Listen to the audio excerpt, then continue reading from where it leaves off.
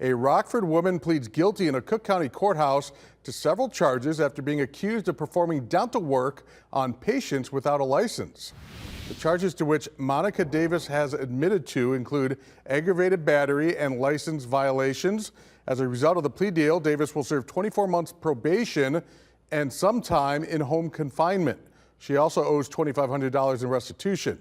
Our CBS sister station in Chicago reported on some of Davis's patients in Schaumburg who say Davis vanished when they tried contacting her about issues with braces and veneers. Davis was also arrested for practicing dentistry without a license in Las Vegas.